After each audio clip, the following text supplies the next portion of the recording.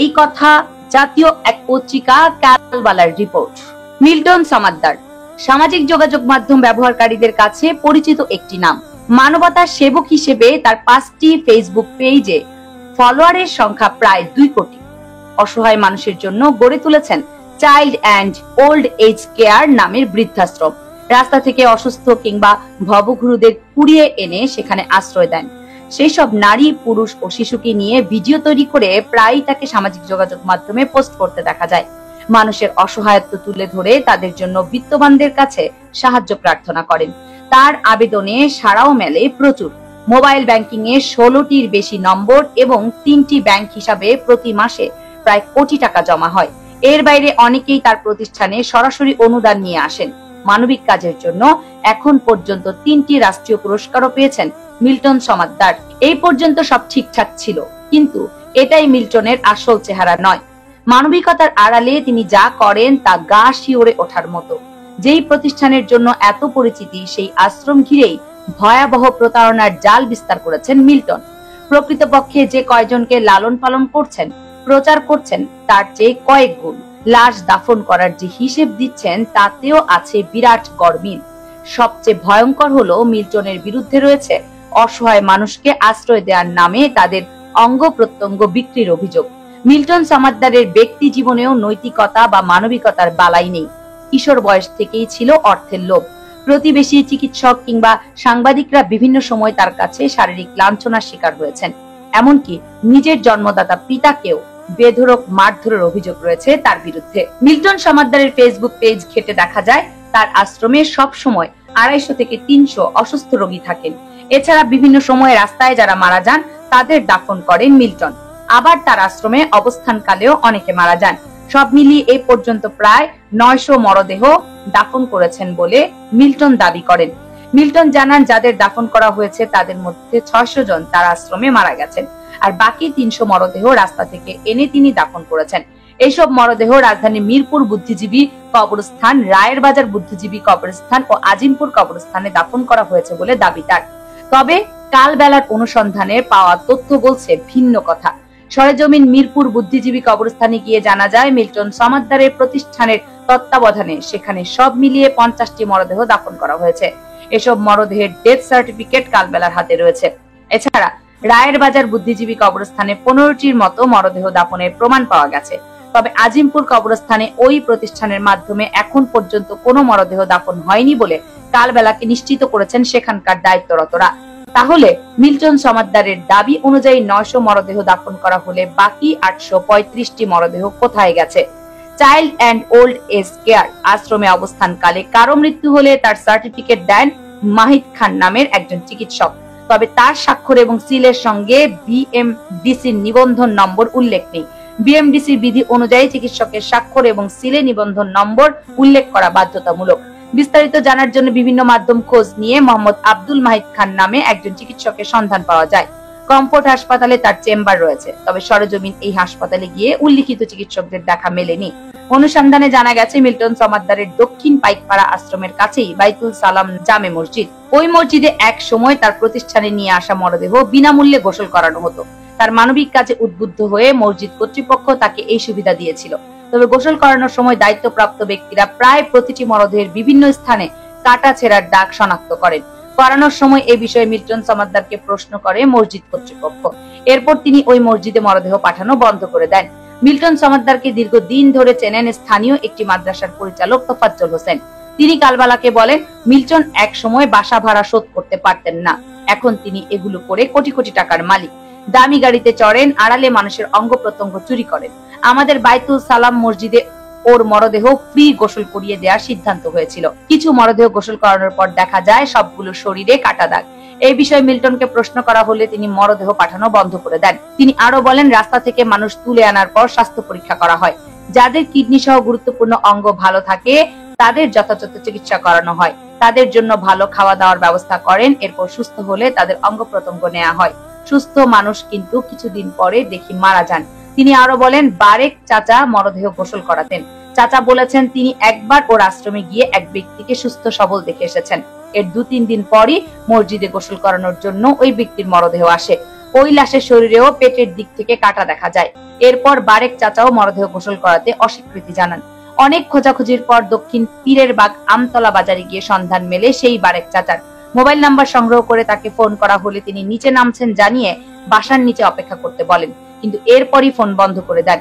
কয়েক ঘন্টার ইন্টারকমে ফোন করে একজন লোক মারা গেছেন বলা হলে তিনি নিচে নামেন। তবে আশ্রম থেকে আসা মরদেহ সম্পর্কে জানতে চাইলে তিনি স্পষ্ট করে কিছু বলতে রাজি হননি। বারেক নামের এই ব্যক্তি বলেন, আমি আগে তার মরদেহ গোসল করাতাম, এখন করাই না।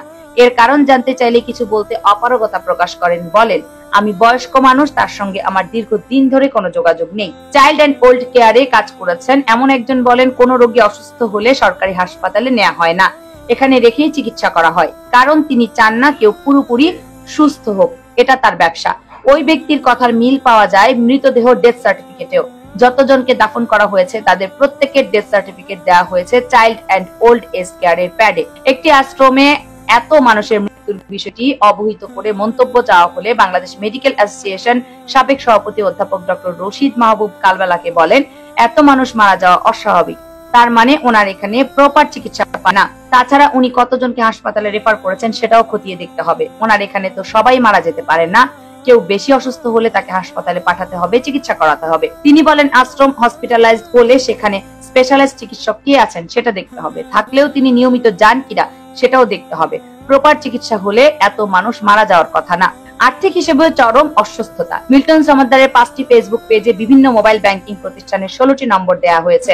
এছাড়া 3টি বেসরকারি ব্যাংকে খোলা হিসাবের মাধ্যমে চলে আর্থিক লেনদেন। এসব মোবাইল ব্যাংকিং এবং ব্যাংক অ্যাকাউন্ট নম্বরে লেনদেনের তথ্য সংগ্রহ করে কালবেলা। এতে দেখা যায় প্রতি মাসে কোটি টাকার মতো জমা হয়। তবে মিল্টনের আশ্রমে থাকা সর্বসাকল্যে 50 জন মানুষের দেখাশোনার জন্য এই বিপুল পরিমাণ টাকা ব্যয় হয় কিনা সেই প্রশ্ন উঠেছে।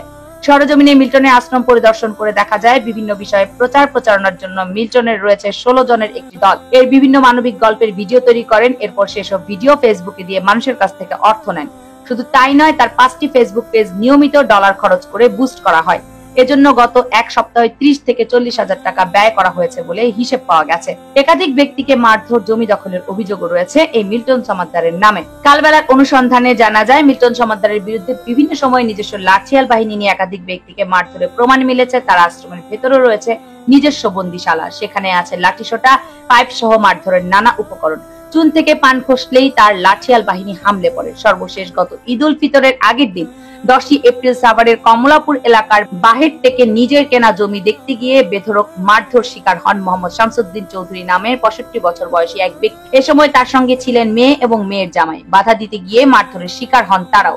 মারধরে মেয়ের জামাই ফয়েজ আহমেদের হাতে লিগামেন্ট ছিঁড়ে যায় এবং শামসুদ্দিন চৌধুরীর একটি চোখ নষ্ট হয়ে যায়। শামসুদ্দিনের মেয়ে সেলিনা বেগমও মারধরের হাত থেকে রক্ষা পাননি। স্থানীয় লোকজন এগিয়ে এলে প্রায় 1 ঘন্টা পর তাদের ছেড়ে দেওয়া হয়। ওই দিনের ঘটনা সম্পর্কে ভুক্তভোগী সেলিনা বেগম কালবেলাকে জানান, আমাদের জমি সে কম দামে ক্রয় করতে চেয়েছে, জমি না বিক্রি করায় সে আমাদের উপর ক্ষিপ্ত ছিল। মিল্টন সরকারি রাস্তায় বাঁশ দিয়ে বেড়া দিয়ে রেখেছে, যে কারণে আমাদের গাড়ি যাচ্ছিল না। পরে সরকারি রাস্তায় বেড়া দেওয়ার কারণ জানতে চাইলে তার লোকজন আমাদের উপর হামলা চালায়। প্রায় 20 থেকে 25 জন লোক লাঠিসোঁটা নিয়ে এসে বেধড়ক মারধর করে। এরপর আমার বাবা আর স্বামীকে মিল্টনের আশ্রমের ভেতরে নিয়ে একটি রুমের মধ্যে আটকে রাখে। সেখানে অনেক লাঠিসোঁটা, পাইপ ও ছুরি ছিল। পাইপ দিয়ে একজনের পর একজন করে পেটাতে থাকে। মিল্টন নিজেও একটু পরপর এসে মারধর করে। আমি তখন মিল্টনের পায়ে ধরে আমার স্বামী ও বাবাকে ছেড়ে দিতে বললে আমাকেও বেধড়ক মারধর করা হয়। পরে লোকজন এগিয়ে এলে আমাদের ছেড়ে দেয়। এই ঘটনায় মিল্টন সমাদ্দারকে প্রধান আসামি করে সাভার মডেল থানায় একটি মামলা দায়ের করেছে ভুক্তভোগী পরিবার। ওই মামলার তদন্ত কর্মকর্তা ও পুলিশ জানান, মারধরের ঘটনায় 4 জন আহত হয়েছে। মামলার তদন্ত চলছে। আমরা মিল্টন সাহেবের কাছে সিসিটিভির ফুটেজ চেয়েছি, এখনো দেয়নি। গার্মেন্টসে চাকরি খোঁজার নাম করে গত শুক্রবার সারাদিন সাভারের বাহেরটেক এলাকা ঘুরে ভয়ঙ্কর সব তথ্য পাওয়া গেছে। পুরো এলাকা জুড়ে মিল্টন সমাদ্দার এক আতঙ্কের নাম। তার ভয়ে নিজের বাড়িতে যান না স্থানীয় খ্রিস্টান পাড়ার অনেক মানুষ। তাদের মধ্যে একজন হেমন্ত রোজারিও। মিল্টনের আশ্রমের পাশে তার একটি জমি রয়েছে। স্থানীয় এক ব্যক্তির কাছ থেকে তিনি ওই জমি ক্রয় করেছেন। পরে মিল্টন সমাদ্দার জমিটি কিনে নিতে চান, তবে তিনি বিক্রি করতে রাজি হননি। এক পর্যায়ে জমিটির জের ধরে দখলে নিয়ে স্থাপনা তৈরি করেন মিল্টন। বাধা দিতে গিয়ে হেমন্ত রোজারিও মারধরের শিকার হন। মিল্টন নিজে তাকে মারধর করে। এরপর স্থানীয় লোকজনের বাধায় ওই স্থাপনা ভেঙে ফেলা হলেও এখনো ভয়ে আতঙ্কে নিজের জমিতে যেতে পারেন না। গত শুক্রবার দুপুরে হেমন্তের বাড়িতে গিয়ে তার চোখে মুখে ভয় ও আতঙ্কের ছাপ দেখা যায়। তার মা, বোন ও স্ত্রীর অবস্থা একই রকম। হেমন্ত রোজারিও কালবেলাকে বলেন, আমি ওই জমি কিনেছি, আমি গরিব মানুষ, মিল্টন সাহেব আমার জমি কিনতে চাইছে, আমি বেচি নাই। আমার জমি জোর করে দখল করে একটা ঘর বানাইছে, বাধা দেয়া আমারে ধইরা মারছে, পরে আমারে বলছে তুই ওই জমিতে আসবি না, এলে তোরে মাইরালামু। নন্দন রোজারিও নামে আরেক ব্যক্তি বলেন, ওনাকে এখানে আশ্রম বানাতে আমরাই সাহায্য করেছি, উনি আমার জায়গায় জিনিসপত্র রেখে আশ্রমের কাজ করেছে, ভালো কাজ করে বলে আমরা কিছু বলিনি। পরে দেখি এসবের আড়ালে তার অন্য উদ্দেশ্য, তিনি এখানকার খ্রিস্টানদের জমি দখলের উদ্দেশ্যে এসেছেন। কেউ জমি বেচতে না চাইলেও তার উপরে নেমে আসে নির্যাতন, ওর লোকজন তাকে মারধর করে। এর আগে কল্যাণপুর কয়েকজন ছাত্রলীগ নেতাকেও মারধর করেছে মিল্টন সমাদ্দার। এরপর উল্টো তাদের বিরুদ্ধে চাঁদাবাজির মামলা করেন। এছাড়া নূর আলম মানিক নামের এক ব্যক্তি নিজের বোনকে আনতে গিয়ে মারধরের শিকার হন। নিরুপায় হয়ে তিনি জরুরি সেবা 999 ফোন করেন, তবে পুলিশ এসে তাকে আশ্রম থেকে উদ্ধার করে। সেই সময় একটি ভিডিও ফুটেজ দেখা যায়, পুলিশের সামনে মিল্টন সমাদ্দার ওই ব্যক্তিকে অশ্রাব্য ভাষায় গালাগাল করেছে। সংবাদ সংগ্রহ করতে গিয়ে গণমাধ্যম কর্মীরাও একাধিকবার মিল্টনের তোপের মুখে পড়েছেন। গত 11 এপ্রিল শ্যামলীর রিং রোডে সেন্ট্রাল মেডিকেল গেটের সামনে অজ্ঞাত পরিচিত এক ব্যক্তিকে পড়ে থাকতে দেখে স্থানীয় কয়েকজন সাংবাদিক মিল্টন সমাদ্দারকে বিষয়টি জানান। ফোন পেয়ে আসেন মিল্টন সমাদ্দার। এরপর ওই ব্যক্তিকে গাড়িতে তোলার সময় নিউজ করার জন্য ভিডিও করতে গিয়ে মিল্টনের তোপের মুখে পড়েন একটি অনলাইন পোর্টালের প্রতিবেদক। সেই সময় তাকে অশ্রাব্য ভাষায় গালাগাল করা হয়। পরে এই বিষয়ে জানতে চেয়ে ফের তোপের মুখে পড়েন অন্য একটি নিউজ পোর্টালের অপরাধ বিভাগের প্রধান। হোয়াটসঅ্যাপে তাকে অশ্রাব্য ভাষায় গালাগাল এবং হুমকি ধামকি দিয়ে মেসেজ করেন মিল্টন সমাদ্দার। আশ্রিতদের হিসাবও অতিরঞ্জিত। গত রোববার কল্যাণপুর মিল্টনের সমাদ্দারের সঙ্গে কথা হয় এই প্রতিবেদকে। সে সময় তিনি জানান তার আশ্রমে বর্তমানে 130 জন নারী, 126 জন পুরুষ, 42 জন প্রতিবন্ধী শিশু, মানসিক ভারসাম্যহীন মায়েদের 6 জন সন্তান এবং তৃতীয় শ্রেণীতে পড়া 60টি শিশু রয়েছে। তার হিসেবে সব মিলিয়ে আশ্রিতের সংখ্যা দাঁড়ায় 311 জন। তবে পরিচয় গোপন রেখে গত শুক্রবার সাভার এবং রোববার পাইকপাড়া আশ্রম এলাকা ঘুরে মিল্টন সমাদ্দারের দেয়া হিসেবের সঙ্গে বাস্তবতার মিল পাওয়া যায়নি। গার্মেন্টস কারখানায় চাকরি খোঁজার কথা বলে সাভারের চাইল্ড এন্ড ওল্ড এজ কেয়ারের সামনে একটি চায়ের দোকানে ঘণ্টাখানেক অবস্থান করেন এই প্রতিবেদক। সে সময় আশ্রমের দ্বিতীয় তলায় 3 জন, তৃতীয় তলায় 2 জন এবং চতুর্থ তলায় 3 থেকে 4 জনকে দেখা যায়।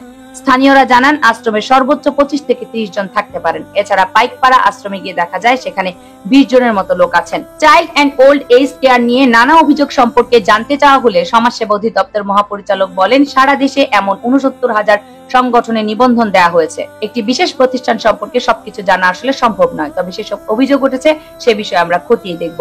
সার্বিক বিষয়ে জানার জন্য গতকাল বুধবার চাইল্ড এন্ড ওল্ড এজ কেয়ারের চেয়ারম্যান মিল্টন সমাদ্দারকে ফোন করা হলে তিনি কালবেলাকে বলেন, সাভারে আমার আশ্রমে বর্তমানে 256 জন লোক আছে। মরদেহ দাফনের হিসেবে গড়মিল সম্পর্কে একাধিকবার প্রশ্ন করা হলেও তিনি কোনো সদুত্তর দেননি। আর্থিক হিসেবে অসঙ্গতি, জমি এবং চার্জ দখলের অভিযোগ সম্পর্কে প্রশ্ন করা হলে তিনি কোনো উত্তর না দিয়ে বলেন, আমি চিনি না, আপনি সাংবাদিক কিনা সেটা আমি কিভাবে বুঝবো। তিনি আরো বলেন, আমার বিরুদ্ধে রিপোর্ট করেন, আমার কোনো সমস্যা নাই, সারা দেশের মানুষ জানুক, তবে সেটা প্রপার ইনভেস্টিগেশন করে করেন। Desk report, Farhad Hasan, Sylhet magazine.